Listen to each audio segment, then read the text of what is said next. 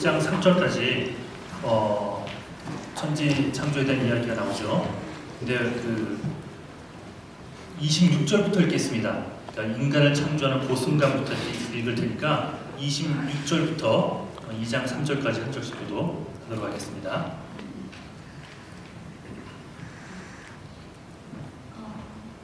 하나님이 말씀하시기를 우리가 우리 형상을 따라서 우리의 모양대로 사람을 만들자.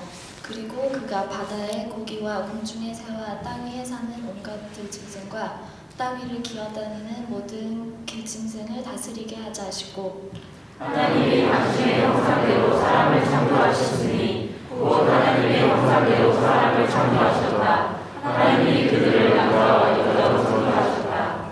하나님이 그들에게 복을 베푸셨다. 하나님이 그들에게 말씀하시기를 생육하고 번성하여 땅에 충만하여라. 땅을 정복하여라. 바다의 고기와 공중의 새와 땅 위에서 살아 움직이는 모든 생물을 다스리라 하셨다. 하나님이 말씀하시기를 내가 온갖 위에 있는 심에 드는 모든 채소와 씨 있는 열매를 맺는 모든 나무를 너희에게 준다. 이것들이 너희의 먹거리가 될 것이다. 또 땅의 모든 짐승과 공중의 모든 새와 땅 위에 사는 모든 것, 곧 생명을 지닌 모든 것에게도 모든 푸른 풀을 먹거리로 준다 하시니 그대로 되었다. 하나님이 손수 만드신 모든 것을 보시니 보시기에 참 좋았다. 저녁이 되고 아침이 되니 여섯 날이 지났다. 하나님은 하늘과 땅과 그 가운데 있는 모든 것을 다 이루셨다. 하나님은 하시던 일을 여섯째 날까지 다 마치시고 일의 날에는 하시던 모든 일에서 손을 떼고 쉬셨다. 일의 날에 하나님이 창조하시던 모든 일에서 손을 떼고 쉬셨으므로 하나님은 그날을 복되게 하시고 거룩하게 하셨다. 아멘.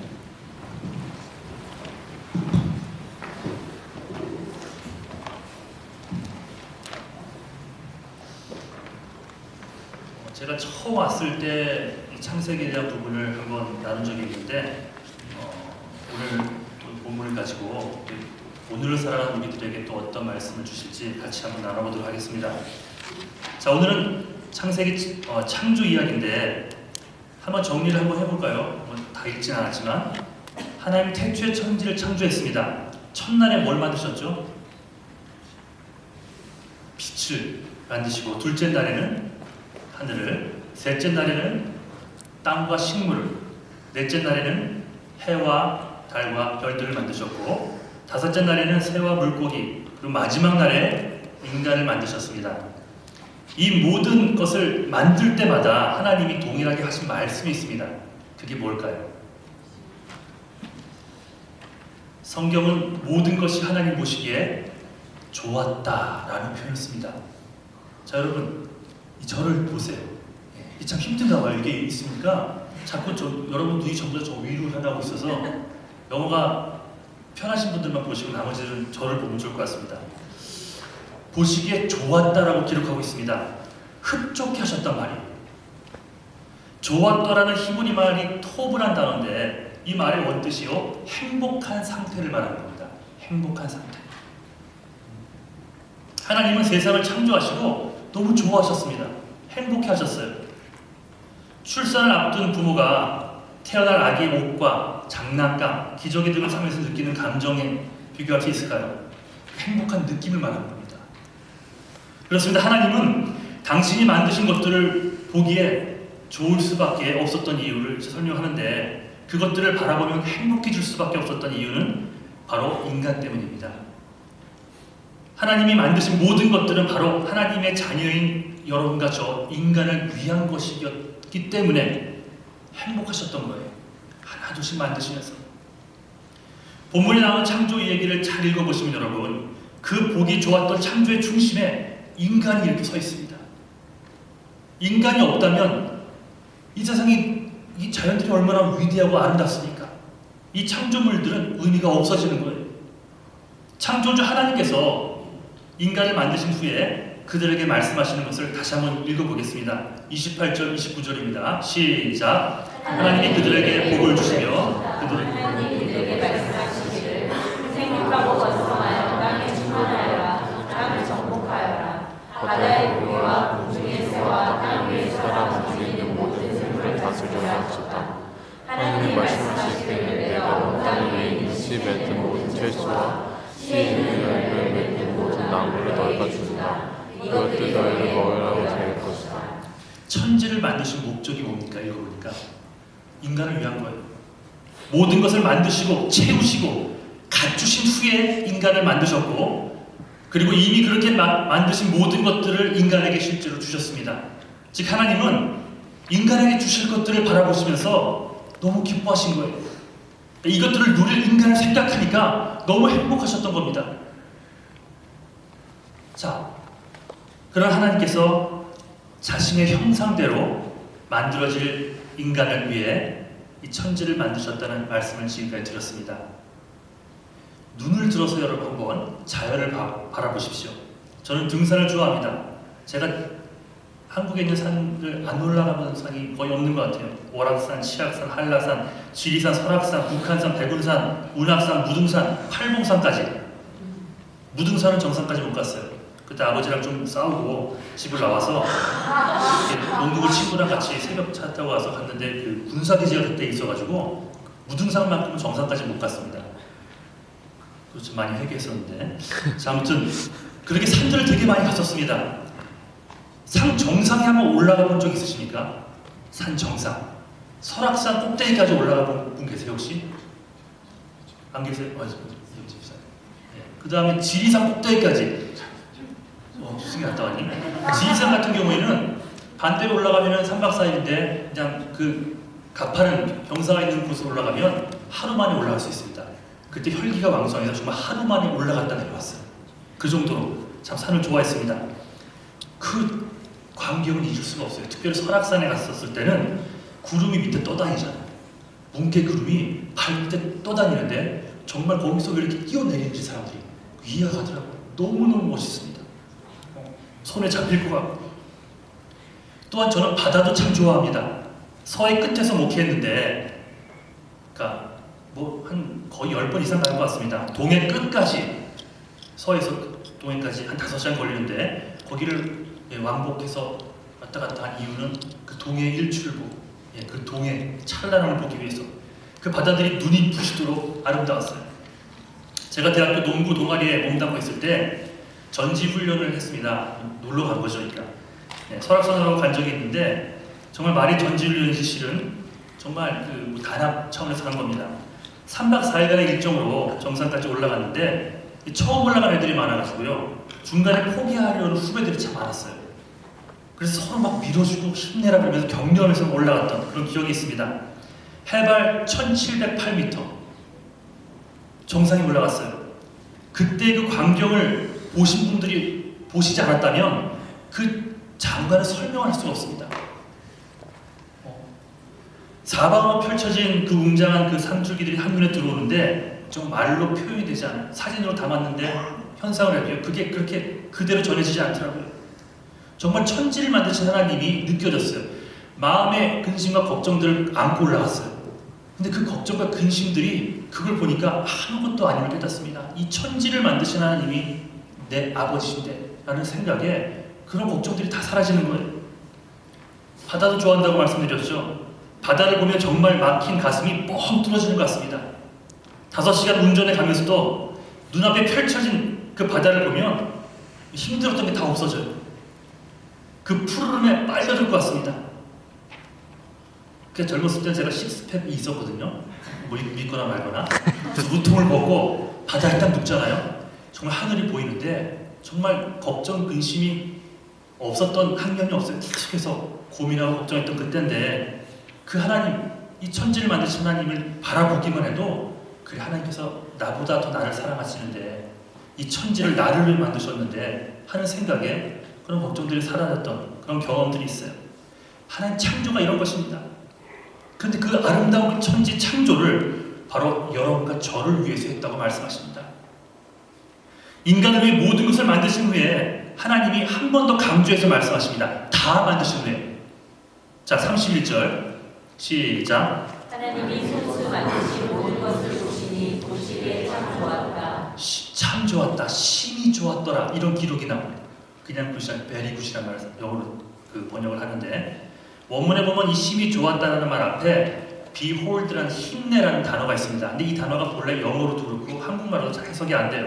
이 단어는 다음에 있는 말들을 굉장히 강조하는 기능을 합니다. 그래서 이렇게 해석하면 좋겠습니다. 자 보아라, 이 얼마나 보기 좋으냐, 이렇게 해석하면 딱 좋겠어요. 하나님이 감탄하신 거예요. 개개의 창조물들을 보시고 좋아하셨던 하나님께서 모든 것들을 만드신 후에 그 창조된 모든 것들을 보시고 정말 좋구나 강조하고 말씀하고 계신 겁니다. 자, 하나님이 왜 행복했다 그랬죠? 스스로 만든 창조 세계가 본인이 보시기에도 너무나 아름다워서 자화자찬을 하고 계시나요? 서두에 뭐라고 말씀드렸죠? 하나님은 이것을 누리며 기뻐할, 행복해할 인간을 생각하시면서 정말 좋았다 라고 말씀을 하셨습니다. 하나님은 여러분의 앞서 채워주시고 준비해 주시는 분이십니다. 아멘. 그것도 마지못해서가 아니에요. 마지못해서가 아니라 심히 기뻐하심으로 예비해 주시는 하나님이심을 믿으시길 간절히 축원합니다. 보시기에 심히 좋았더라. 천지를 그토록 열심히 만드신 이유가 바로 나를 위해서 만드셨다는 사실. 인간의 죄악됨과 약함을 모르셨을까요? 예수를 믿은 후에 여러분 죄 안 짓습니까? 저는 목사지만 이렇게 설교를 하지만 일주일간 얼마나 많은 죄들을 짓는지 모릅니다. 마음에서부터 행동에서부터 말투에서부터. 주님께서 이거 모르셨을까요? 2000년 뒤에 태어날 이진국이라는 사람이 이렇게 연약하고 목사가 된 후에도 범죄하며 마음으로 범죄하며 행동으로 범죄하며 살아갈 것을 모르셨을까요? 그것 아심에도 불구하고 그런 나를 위해, 그런 여러분들을 위해 즐겨 세상을 준비하셨다는 사실, 여러분 잊지 않기를 주님의 이름으로 간절히 축원합니다. 자, 그런데 하나님께서 인간을 어떻게 만드셨나요? 오늘 이 얘기를 하고 싶은 건데, 하나님의 형상대로 만드셨습니다. 자, 26절, 27절. 자, 시작. 하나님이 말씀하시기를 우리가 우리의 형상을 따라서 우리의 모양대로 사람을 만들자. 그리고 그가 바다의 고기와 공중의 새와 땅 위에 사는 온갖 들짐승과 땅 위를 돌아다니는 모든 들짐승을 다스리게 하자 하시고 또 하나님의 형상대로 사람을 창조하셨다. 하나님이 그들을 남자와 여자로 창조하셨다. 자, 우리를 하나님 당신의 형상대로 만드셨답니다. 즉 모든 인간은 하나님을 닮았어요. 내가 하나님을 닮았답니다. 승엽이가 하나님을 닮았대요. 여러분 한 분 한 분의 모습 속에 하나님의 형상이 있다는 겁니다. 기가 막히지 않습니까? 내가 그 거룩하고 위대하신 사랑이 충만한 하나님을 닮았답니다. 누군가를 닮았다는 말은 사람을 기쁘게 만듭니다. 좋게 만듭니다. 하지만 반면 언짢게도 만듭니다. 나는 너무 좋아하는데 그 사람은 그 사람을 너무 싫어해요. 그 사람이 그 사람을 닮았다면 그 사람이 너무 그 사람을 싫어합니다. 말이 됩니까? 예. 나는 좋아하는데 그 사람이 싫어한다면 너 그 사람 닮았어 하면 나는 좋은 뜻으로 얘기한 건데 그 사람은 너무 기분 나쁜 거예요. 내가 누구를 닮아? 하는 그런 마음. 그리고 제가 얼마 전에 연예인 닮았다는 얘기를 들었거든요. 누구라고 얘기하면 여러분들 제가 더 이상 목회를 못할 것 같아서 누구라고 말씀 안 드리지만 들으면서 웬 아부에 하면서 기분은 좋았어요. 예. 그 친구가 그러더라고요. 얼굴 말고요, 목사님. 그때 정장을 딱 하고 왔었는데 수투발이 그 여인을 닮았대요. 그래서 기분은 좋았어요. 예. 푸른 바다 주인공인가 뭐. 하지만 못생겼거나 언행이 바르지 못한 사람을 닮았다라고 한번 해보세요. 참 기분이 엉망이 됩니다. 참 기분이 나빠요. 근데 여러분은 모두 다른 사람, 어느 사람 정도가 아니라 하나님의 형상을 닮았다라고 얘기합니다. 하나님의 형상. 아무리 하나님을 믿지 않아도 그 사람 속에는 하나님의 형상이 남아 있습니다. 그래서 하나님은 인간을 당신의 자녀라고 말씀하시고 계시고 당신의 형상을 닮은 자녀들이 아직 예수를 모른다 할지라도 그들이 돌아오기를 그토록 원하시면서 이미 믿은 우리들을 세상 속으로 살아가게 또 만드시는 겁니다. 자녀는 부모를 닮게 돼 있어요. 똑 닮은 자식을 가리켜 붕어빵이라고 얘기합니다. 여러분 우리 교회 DMK라고 있는 거 아시죠? 모르세요? D-Man's Kids, 데니얼 맹스키. 그래서 벤집사님이 데니얼이잖아요. 디맹스키죠. 그래서 서연이랑 누구야? 그 성우를 보면 정말 똑같아요. 옛날에 성우 같은 경우에는 진짜 밤에 얼핏 보면 인사를 할 정도로 그렇게 똑같았습니다. 네. 그러니까 붕어반이 아주 바람직한 예 같습니다. 이처럼 하나님의 형상을 우리가 닮았다라고 얘기합니다. 이렇게 닮듯 우리가 하나님의 형상을 닮았다라고 성경이 얘기하고 있어요. 그래서 하나님은 모든 사람을 사랑하시는 겁니다. 여러분만이 아니라 교회 밖에 우리가 악인이라고 못됐다고 제쳐놓은 예수 안 믿는 수많은 사람들까지도 하나님은 사랑하십니다. 그래서 악인이라 할지라도 그에게 기회를 주시는 이유는 그의 근본은 하나님의 형상으로 지음을 받은 존재이기 때문에 그렇습니다. 그러니까 인간들이 죄를 짓는 거죠. 평가하고 지적하고 미워하고. 근데 하나님의 입장에서는 잃어버린 자식들이에요.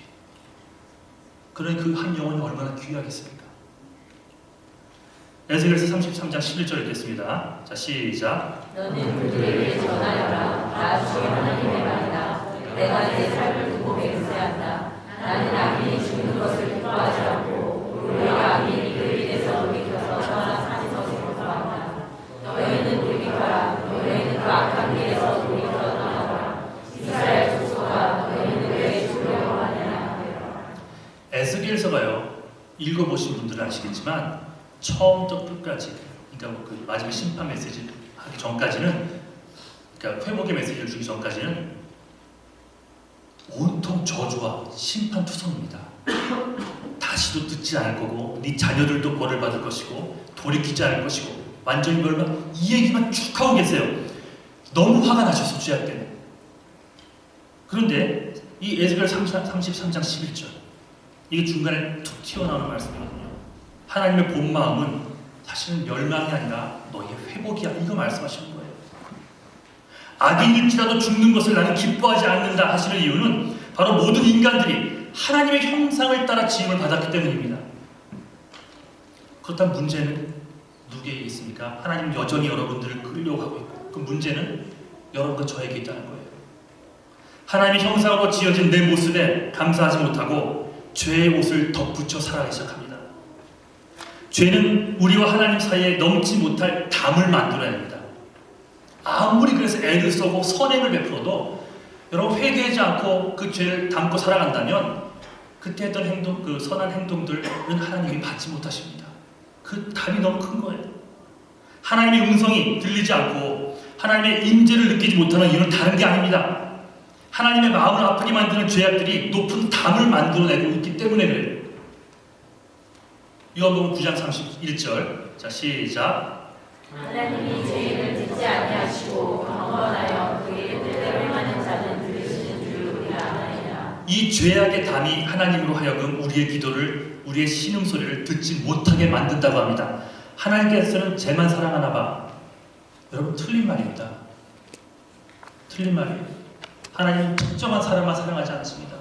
다 사랑하시는데 더 깊이 있는 사랑은 회개하는 만큼 더 받게 돼 있어요.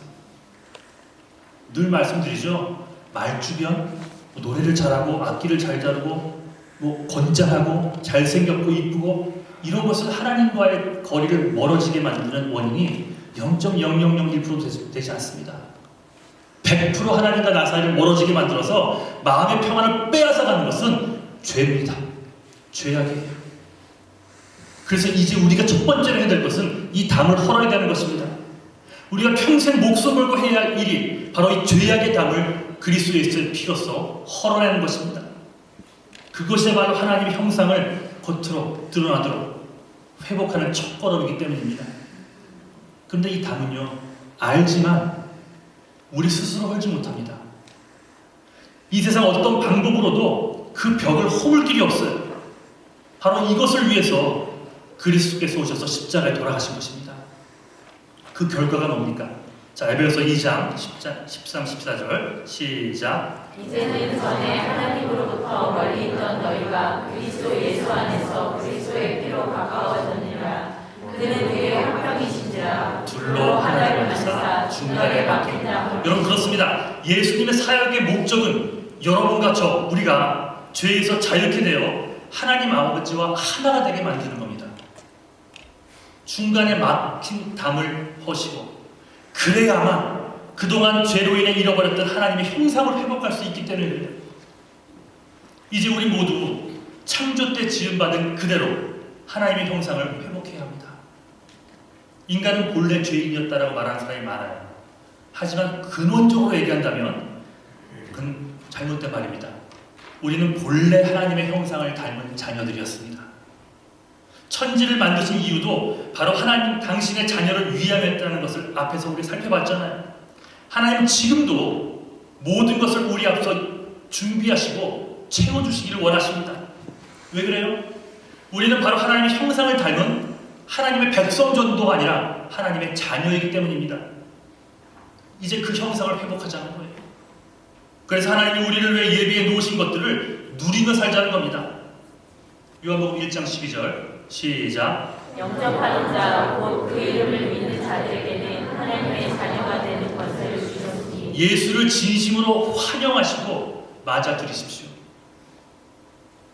그럴 때 죄의 가면이 벗겨져 하나님의 형상이 회복되는 거예요. 하나님의 형상을 회복하면 할수록 천지를 창조하신 하나님이 여러분의 모든 것을 풍족히 다시 채워주는 역사가 생기는 겁니다. 천국에서도 이 땅에서도 말입니다. 하지만 회개하고 예수를 그저 맞이하는 것으로 끝나서는 안 됩니다. 구원은 예수를 믿고 구원받는 것이지만 이 땅을 구원받은 후에도 살아간다면 회개하는 데서 그쳐서는 안 된다는 거예요. 그것은 회개는 하나님의 형상을 회복하는 첫걸음일 뿐입니다. 진심으로 예수를 그리스도로 영접하고 온 마음으로 예수를 맞이하는 삶, 내가 죽고 예수가 사는 삶을 살고자 하는 자들은 이제 선한 행동으로, 물론 성경에 근거한 선함이죠, 선한 행동으로까지 이어져야 합니다. 하나님은 선한 분이시기에 그분이 하는 모든 일은 선하고 아름답습니다. 이제 그 선하신 하나님의 형상을 회복한 우리의 행위 또한 하나님 보시기에 선하고 아름다워야 합니다. 그래야 나를 통해 또 다른 회복의 역사가 이어지고 아름다운 열매를 맺을 수 있는 것이기 때문에 그래요. 그래서 큐티를 하는 목적은 뭐라고요, 여러분? 삶의 변화입니다. 성경 공부를 하는 목적은 삶의 변화예요. 지식만 늘어나서 행동, sacrifice가 없고 적용이 없는 삶은 교만해집니다. 지식은 망하게 하거니와 사랑은 덕을 세운다 했습니다. 그래서 선한 행동이 필요한 거예요. 그래서 마태복음 5장에 보면 우리가 선한 행동을 해서 예수 믿지 않는 사람들이 우리를 통해 하나님께 영광을 돌리게 하라 했습니다. 누군가 한 사람이 sacrifice, 헌신하고 선한 행동을 할 때 안 보는 것 같죠, 여러분? 누군가 본다는 거예요. 현민이가 선한 행동을 하며 살아갔던 것을 희우라는 친구가 보게 됐고, 어저께 예사를 나누는데 또 희우가 또 누군가를 지금 전도를 하고 있다 그러더라고요. 나도 이랬는데 이렇게 믿고 있어 하면서 선한 행동이 그 사람이 하는 말을 귀 기울이게 만드는 거예요. 기가 막힌 말을 전해도, 너무나 재미있게 말씀을 전해도 그 사람의 선한 행동이 없다면 세상은 절대 듣지 않을 겁니다. 그래서 회개하셨습니까? 하나님과의 관계도 회복되셨습니까? 그런데 천국을 불러 올라가지 않으시고 이 땅을 또 사십니까? 그다음 목적이 있겠죠. 우리 큐티하면서 지금 계속 배우는 건데 그 목적이 영원 구원이에요. 그래서 우리가 그걸 위해서 선한 행동까지 나아가야 한다는 것입니다. 예를 하나 들겠습니다. 1980년대 당시 세계 최고의 제화 회사였던 에드먼즈 제화 공장에 큰 화재가 났습니다. 수백만 달러의 재산 피해, 모든 서류, 기재들이 다 부쉈습니다. 망한 거예요. 그런데 바로 그때 이 회사보다는 조금 덜 위상이 있었던 웨스콘신주 남부에 위치한 레버렌즈 제화 회사가 발벗고 이 경쟁사를 돕기 시작합니다. 이 회사의 사장이 밥 레버렌즈였는데 이 밥을 비롯한 레버렌즈 회사의 전 직원이 만장일치로 모든 걸 다 잃어버린 경쟁 회사잖아요. 그것도 같은 품목, 그 경쟁 회사를 돕기로 결정했다는 거예요. 당시 레버렌즈 공장은 주 4일 근무를 했답니다. 월, 화, 수, 목까지만 가동을 했대요. 그래서 금, 토, 일은 사용을 안 했답니다. 그래서 그 3일 동안을 이 불이 난 에드먼드 제와 직원들에게 무상으로 쉐어를 해줍니다. 사업을 하신 분들도 계시죠? 이게 가능한 말입니까? 한 공장을 서로 나눠 쓰기로 한 거예요. 전국의 방송국과 신문사들이 이상한 일이잖아요, 이게. 그래서 바백에 인터뷰를 하러 왔어요. 경제는 업체가 망하면 오히려 춤을 추고 기뻐해야 할 텐데 당신들은 정반대군요. 오히려 적들에게 구두를 계속 만들 수 있도록 공장을 내어주기로 했으니 이게 어찌된 일입니까? 하고 인터뷰를 했대요. 밥이 원래 신실한 크리스찬이었습니다. 봉사와 구제도 많이 했던 자였어요. 그런데 빌리그램 전도 집회 때 큰 도전을 받고 그 챌린지를 받은 거예요. 그걸 깨달았답니다. 아, 내가 여지껏 했던 봉사와 구제 열심히 해왔거든요. 그 봉사와 구제가 사람들에게 인정받기 위해서 했다는 것이 딱 생각이 나면서 하나님께 너무 회개가 되더래요. 그리스도인인 척만 한 자기의 모습이 발견되더래요. 진정한 사랑은 믿음을 통해서만 이룰 수 있는 것인데 그러지 못했음을 고백합니다. 그래서 결심을 합니다. 어떤 상황이 와도, 상황에 따라서가 아니라 어떤 상황이 와도 믿음으로 행동할 거야 하고 결단을 그때 하게 됩니다. 얼마 지나지 않아 미국 전역의 경제 침체에 빠졌습니다. 미국 전역의 3분의 2 이상의 구두 공장이 문을 닫고요. 기존의 회사들도 30%나 되는 직원들을 감원해야만 했습니다. 레버렌즈도 예외가 아니었어요. 30% 감원 결정을 앞두고 레버렌즈는 전 직원들을 모았습니다.